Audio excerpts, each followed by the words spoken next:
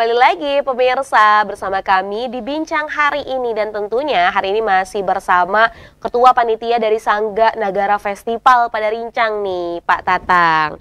Pak, yes, di segmen tadi yang pertama kita baru kupas awal-awal aja Pak yeah. Nah, di segmen ini nih masih ada banyak pembahasan, masih ada banyak pertanyaan yang akan kita tanyakan nih kepada Pak Tatang. Salah satunya nih Pak ya, ini kan festival juga festival cukup besar. Iya. Tadi melihat dari jadwal yang ada gitu ya Pak ya, kemudian juga mendengar dari persiapan yang dilakukan. Tentunya ini nggak mungkin hanya 1-2 orang nih Pak ya. Yeah. Ada banyak orang-orang yang berpartisipasi di dalamnya. Kemudian nih Pak, siapa saja memang pihak-pihak yang berkontribusi dalam festival ini? Oke. Yang kontribusi terbesar itu sebenarnya masyarakat. Event ini nih nggak dibiayain oleh pihak manapun. Oke. Masyarakat saja yang membiayai. Saya lihat di misalnya kontribusi dari saya ambil yang besar-besarnya aja. Yeah. Misalnya pameran pertanian sama karnaval petani. Entah berapa ratus juta yang petani keluarkan, tapi kan ada caranya. Nah, kita yang bikin caranya, petani yang ikhtiarnya gitu. Entah berapa ratus juta gitu yang dikeluarkan oleh petani untuk menggelar event ini. Kemudian para penari yang 1.200 ini, mereka juga kan swadaya sama kayak petani. Mereka harus mengadakan kostum, mereka juga harus memikirkan kostum di penari yang lain gitu. Akhirnya ada subsidi silang, permainannya kita bikin gitu sampai kebutuhan itu beneran terpenuhi. Sejauh ini 100% kebutuhan di 2 kegiatan itu dipenuhi oleh mereka sendiri, oleh masyarakat ya Pak ya, maksudnya petani oleh petani, penari oleh penari. Kemudian ada partisipasi dari pemerintah daerah yang ada di Pada Rincang ya, misalnya mulai dari pemerintah desa, kecamatan dan sebagainya, termasuk PGRI perannya besar banget di acara ini, termasuk lembaga-lembaga yang lain. Nah, yang mau saya sebut nih pemerintah desa dengan pemerintah kecamatan. Jadi ada porsinya. Mereka melakukan kontribusi di acara ini, tapi wujudnya dalam bentuk apa gitu. Oke. Misalnya itu setting lapangannya oleh biaya yang dikeluarkan oleh mereka Bapak dan Ibu yang terhormat tuh. Sound systemnya, panggungnya gitu. Nanti listriknya diambil oleh PGRI. Kebutuhan-kebutuhan yang lain gitu pada ngambil akhirnya. Kalau dari pihak luar misalnya pemerintah daerah di kabupaten atau provinsi, sejauh ini sih belum ada. Belum ada. Nanti kita akan bahas nih Pak ya. Yeah. Gitu ya. Itu kan kalau udah ngomong-ngomong tentang pemerintah agak cukup menyentil juga nih Pak ya. Okay. Nah, jadi memang tadi banyak banget pihak-pihak yang memang berkontribusi. Dan tadi seperti yang Pak Tatang sampaikan bahwa memang ini masyarakat ini yang salah satunya punya peran besar, dan tadi untuk beberapa pihak itu secara sukarela menawarkan, bukan hanya dalam bentuk materi saja ya Pak ya, tapi juga ada yang bentuk dalam hal-hal lainnya yang disalurkan, tenaga pikiran waktu dan sebagainya ya. Dan itu memang sangat penting ya. Ini membuktikan bahwa memang masyarakat Pada Rincang ini peduli Pak, dan ini juga sangat peduli terhadap wilayahnya. Karena ini juga kan untuk menaikkan eksistensinya juga dari wilayah Pada Rincang tersebut. Nah Pak, 10 Agustus akan ada pembukaan. Sekarang kan belum 10 Agustus tapi beberapa hari lagi nih Pak ya. Sejauh mana nih Pak persiapannya berlangsung? Tepat kemarin kita gladi opening ya. Walaupun di gladi itu tidak bisa ditampilkan 100%. Wah, itu udah meriah banget. Udah meriah banget ya Pak. Meriah banget, banyak yang bilang, wah saya merinding banget saya lihat para penari yang dari ibu-ibu, terus ada yang dari para pelajar, anak-anak gitu, kemudian tumplek semua di lapangan, jumlahnya ada kali 1.200 gitu. Wow. Ini sesuatu yang baru memang. Tapi saya udah ngelihat itu juga, ini punya potensi berhasil nih event ini gitu. Siapa tahu nanti tahun-tahun berikutnya ya Pak ya, ini akan didukung lebih optimal lagi. Mudah-mudahan. Nah, mudah-mudahan. Makanya dibuktikan ya Pak ya. Mudah-mudahan suatu saat Pada Rincang dengan generasi yang akan datang gitu bisa berbuat lebih baik lagi. Lebih baik lagi. Nah, kemudian Pak, ini juga Festival Sangga Nagara ini kan merupakan salah satu festival yang tadi menekankan kepada pertanian, kebudayaan. Nah, ngomong-ngomong tentang kebudayaan, Pak, bagaimana nih festival ini berkontribusi pada promosi dan juga pelestarian warisan budaya dan seni lokal yang ada di Padarincang? Oke.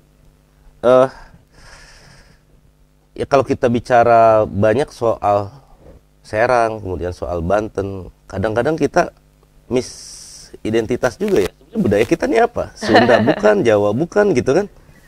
Banten, mana ini yang harus kita cari gitu? Iya, iya.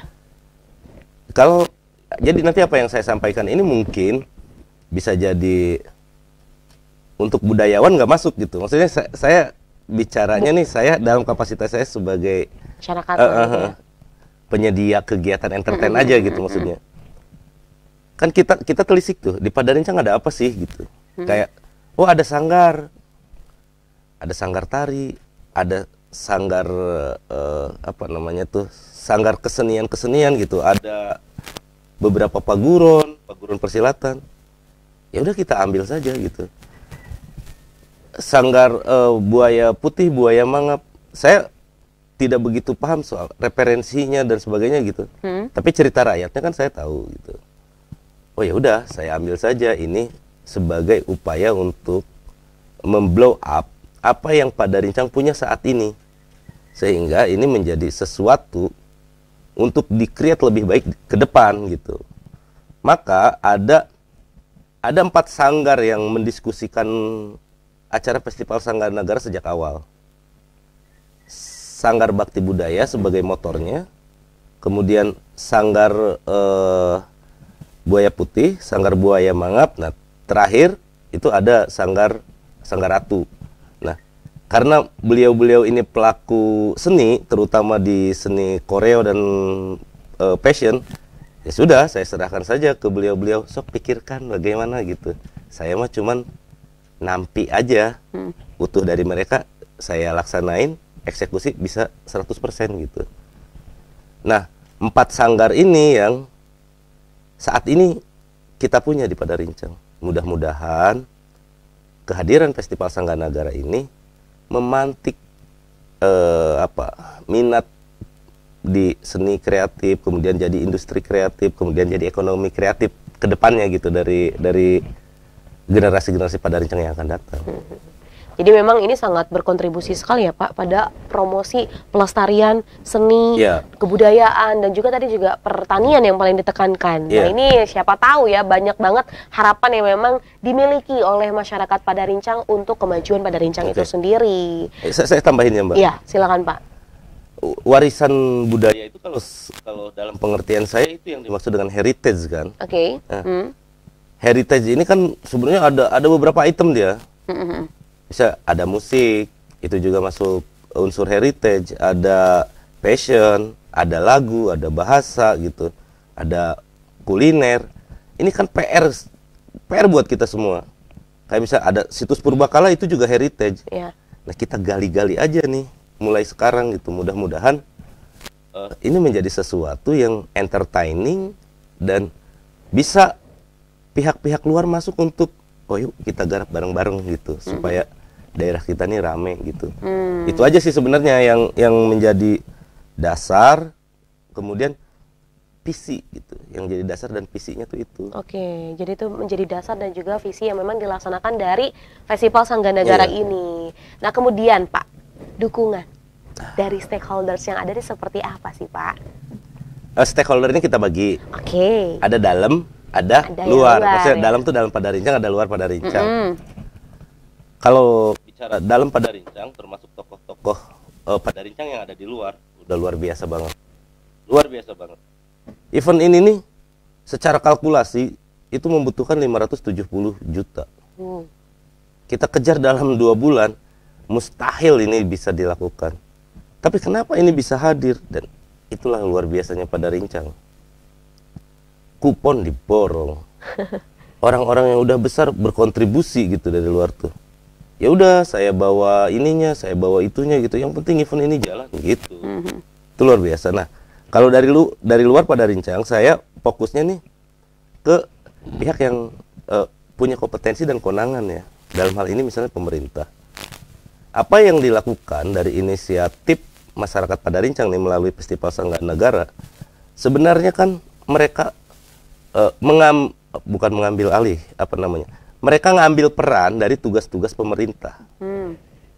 Nah, diborong tuh langsung oleh inisiatif Sangga Negara nih. Wah, berapa nih Pak ini? Dinas Pariwisata misalnya. Kalau Dinas Pariwisata bikin event APBD di beberapa kecamatan, Padarincang swadaya nih. Kemudian Dinas Pertanian bikin pameran, mungkin sering di mana-mana. Kita bikin pameran nih, ala rakyatnya nih di Padarincang. Kemudian Dinas Kebudayaan, yang tadi saya ceritain, ada pesilat, ada penari, ada sanggar dan sebagainya. Udah, role modelnya nih udah ada di apa namanya, di Padarincang.